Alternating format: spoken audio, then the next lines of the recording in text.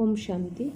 बाबा ने कहा, सदा आपने इस ब्राह्मण जीवन की आदि से अब तक की सर्व प्राप्तियाँ स्मृति में रहती है।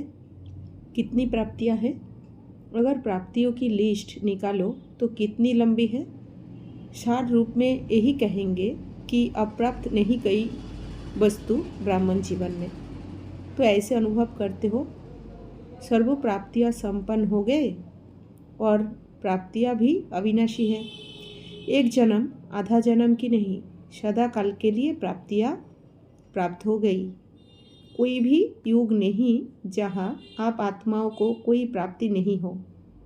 अगर द्वापर से गिरती कला शुरू भी होती है, फिर भी द्वापर से लेकर अब तक पूजे तो जाते हो ना। तो आधा कल्प राज्य अधिकारी बनते हो और आधा कल्प पूज्य बनते हो। चाहे स्वयं पुजारी बन जाते हो चैतन्य में, लेकिन जड़ चित्र के रूप में तो पूजे जाते हो।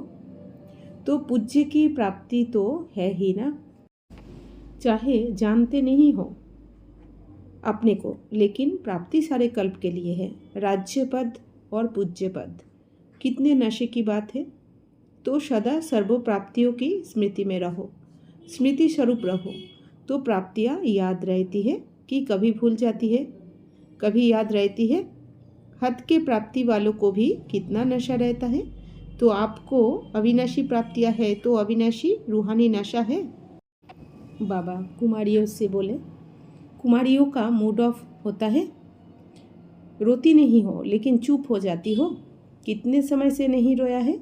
जब से ब्रह्मा कुमारियाँ बनी हो तब से नहीं रोया है, या अभी नहीं रोती हो?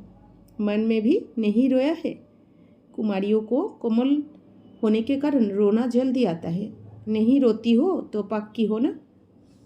बिना उठती कला के मंजिल पर पहुंचना मुश्किल है, इसलिए सदा उड़ते रहो। और उड़ने का साधन है सदा सर्व प्राप्तियों को स्मृति में रखना।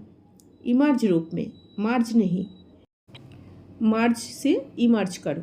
क्या क्या मिला, क्या थे और क्या बन गए, कल क्या और आज क्या। तो प्राप्तियों की खुशी कभी नीचे हलचल में नहीं लाएगी।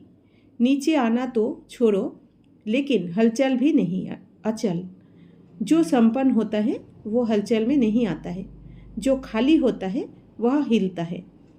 कोई भी चीज़ हिलने वाली होती है तो उसको चारों ओर से संपन्न कर देते हैं, भरपूर कर देते हैं, तो हिलती नहीं है। और कोना भी खाली होगा तो हिलेगी और हिलते हिलते टूटेगी।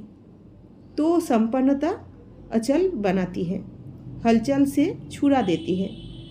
तो सर्व प्राप्तियों में संपन्न होना।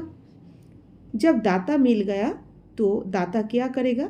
संपन्न बनाएगा ना। तो ये भी नशा है कि हम दाता के बच्चे हैं। साधारण बाप के बच्चे नहीं, दाता के बच्चे हैं। तो जो स्वयं दाता है तो वो मास्टर दाता बनाएगा ना। तो क्या याद रखेंगे? कौन हो? मास्टर दाता हो। सर्व प्राप्तियों से संपन्न आत्मा हो। जरा भी अप्राप्ति नहीं। कोई अप्राप्ति है? कोई रह गई है? या कोई चीज़ चाहिए, नाम चाहिए, सेवा चाहिए, थोड़ा चांस मिल जाए, मेरा नाम हो जाए, मेरे को आगे रखा जाए, ये अप्राप्ति तो नहीं है। किसी को है तो बता दो। मकान अच्छा मिल जाए, कार मिल जाए, कार हो तो सेवा अच्छी तरह से कर सके। जितने साधन उतनी बुद्धि भी जाती है। जैसे है जहाँ है सदा राजी।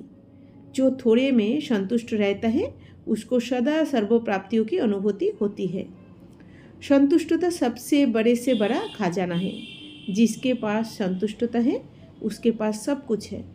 जिसके पास संतुष्टता नहीं है तो सब कुछ होते हुए भी कुछ नहीं है। क्योंकि असंतुष्ट आत्मा सदा इच्छाओं के वश होगी। एक इच्छा पूरी होगी और 10 इच्छाएं उत्पन्न होगी। तो आप क्या हो? हद के इच्छा मात्रम अविद्या। ऐसे हो कि कभी कभी छोटी छोटी इच्छा हो जाती है। संतुष्ट हो, सदा ये गीत गाते रहो, पाना था वो पा लिया। अच्छा, सभी संतुष्ट मनिया हो ना। ओम शांति।